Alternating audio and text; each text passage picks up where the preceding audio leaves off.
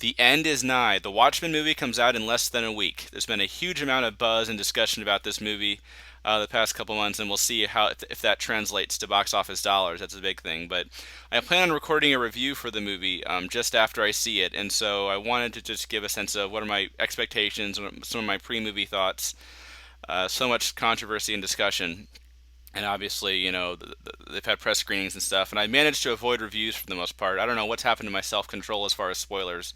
I've seen quite a bit. I got to talk about the clips first and foremost. There's been over 10 clips released for the movie, and I haven't watched all of them, but I've watched quite a few. I'm a little ashamed of myself actually for that.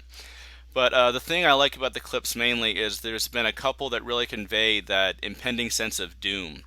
It's really important with Watchmen to there for there to always be a sense of we're building towards something. There's that recurring image in the book of a countdown clock. You always get the feeling like something catastrophic is going to happen at the end, and that's incredibly important. The idea that we're counting down to something. The clips. A couple changes from the book, like it's Dan that visits Vite instead of Rorschach. I'm not, which is kind of a shame because in the book I always thought it was cool how all the characters were introduced through the beginning of Rorschach's investigation. But I do like this scene because it really does convey that impending sense of doom, where you've got Dan saying, if the Russians do launch their nukes, can John really stop all of them? And that's a line that you can't really picture, can John really stop all of them? I mean, you can't really say Rorschach saying something that vulnerable. There's a line in the book actually at the end where he's like, some of us have always lived on the edge. So you can't really picture Rorschach saying something like that. And I think it really adds to that impending sense of doom that's really important. My favorite clip, "Save This World," where they have that meeting where Blake burns the map. It's probably my favorite clip for the same reason, that impending sense of doom. I think that Blake is probably my favorite actor that they've chosen, and that image of the map burning is something that's really important to me. It's one of my favorite images from the book of like, well, who cares? The nukes are going to be flying soon anyway. I hate the fact, I know I've said this before, but it drives me nuts how they call themselves Watchmen. Like every time they say it, I just go cheesy, cheesy, cheesy. It's really dumb. Like in the book, it's the title Watchmen it isn't even really said in the book hardly at all. It's just a simple reference to that Latin phrase, "Who watches the Watchmen," which is a critical theme in the story, obviously.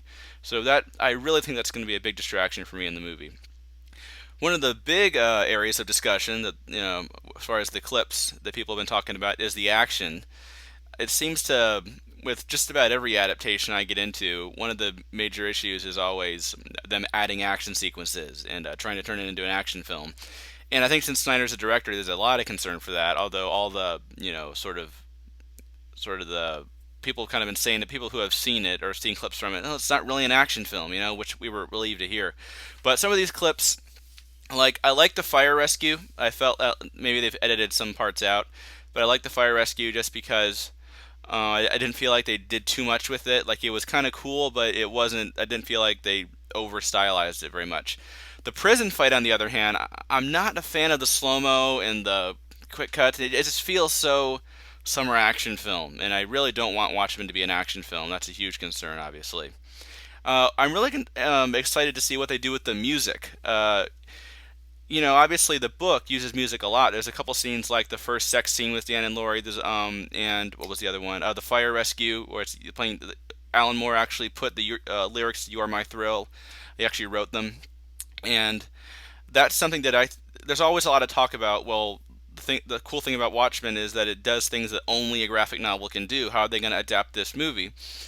And well, that's true, but I think it's important to keep in mind that there's also things that a movie can do that a graphic novel can't necessarily. And I think the way the music is used is one of them. You do kind of get the sense that with the book, that if Alan Moore could have made it so that you could actually hear the music, that he would have liked that. But you're limited. You're kind of limited there in a graphic novel, and so that's something that a movie can actually do better than a graphic novel. And I'm really excited to see how they do that. It's all old, like 70s and 80s music that they're using for the music. I think that's really neat. I think the main thing I really want to feel with Watchmen is that it's not a part of the superhero genre, and that's really important to me that audiences understand that as well. That Watchmen is not a part of the superhero genre; it's outside the genre looking in. it's a commentary on the superhero genre. It's partially a satire of the superhero genre, showing all the things that would be. It's certainly not a parody of superheroes, not by any stretch, but in a very sort of philosophical, well-reasoned way, it shows why superheroes would be a little silly, absurd in the real world, and why philosophically and morally they would cause so many problems. So it's really, I really don't want to read reviews saying like, oh, we had Iron Man and Dark Knight, and now we have Watchmen. I really want Watchmen to be seen as something totally else, because that's what the book is. Obviously, what's been the huge, probably been the most discussion over has been the ending. And we know the squid's been taken out, and I had several videos ago. I think the video is called "The Squid Is Out," and where I talked about my feelings on that. My feelings haven't changed much. We do have Snyder's explanation here, though. He said that he felt like the squid would require a lot of setup, about 15 minutes of setup. He thought he was probably just a ballpark estimate, and he kind of felt like, well, that's 15 minutes I would rather spend on Mars or Rorschach. And he kind of said, as it is, I'm struggling with how much Mars do I have, how much Rorschach do I have, so. It's true. Like, at the end of the day, I would rather see a lot of that stuff than the squid. I'm not really sure. I mean, yeah, obviously the book does set it up too with the whole missing writers and artists thing and all that. And there are, when it comes time to pick and choose, there are a lot of other things I'd rather see. I agree with Snyder. He does have a point that thematically, the squid is not really that important. That's not the ending. Like people say, oh, the squid's out. The ending's been changed. That really isn't a fair statement. The ending is a character doing something terrible and with good intentions, does something terrible, and the other characters are left with a choice. The question of, well, whether it was right or wrong what he did. Well, now what do we do? And that there's this really great moral dilemma that the reader is left with. And I would really like audience members to walk out of the theater, or maybe just on the ride home, just be talking about those issues and it start a lot of discussion. That would obviously be a huge goal with Watchmen. But my feelings on the squid being out haven't changed much. Yeah, it's not thematically important. It's not. That's not the reason it bothers me.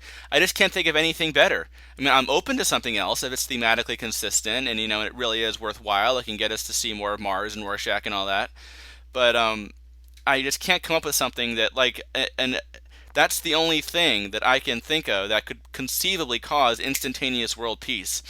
This whole, I don't have all the details on the ending, I'm avoiding them, but this whole framing Dr. Manhattan thing, it doesn't seem like it would make sense. Like, why would the world believe that? Um, and then there's a couple plot holes it has to fill, like what island did Blake see, stuff like that. So I'm open to the ending being changed. If they can come up with something that could conceivably cause world peace, fills those plot holes, it makes sense and is thematically consistent. I'm open to that, but it doesn't sound like that's what's going to happen. But I doubt it'll be something that I like. But if they can do those things, I'll put up with it. I'll be like, okay, that was worth seeing some of the other character stuff they would have had to cut otherwise. But at the moment, I don't think that's going to happen.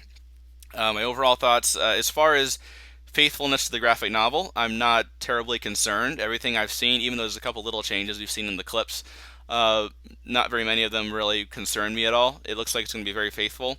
I'm a little more concerned about, is it going to be a good standalone movie?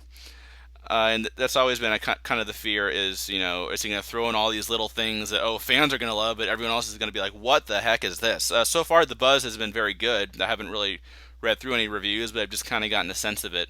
And I like what Snyder said about how, the press would just walk out of the screenings and just dazed, like they're just overwhelmed, what was that, which I think is probably, I think that's supposed to be a good thing. I would like that for people to just walk out just psychologically exhausted, like what did I just see, and then to have to kind of work through it.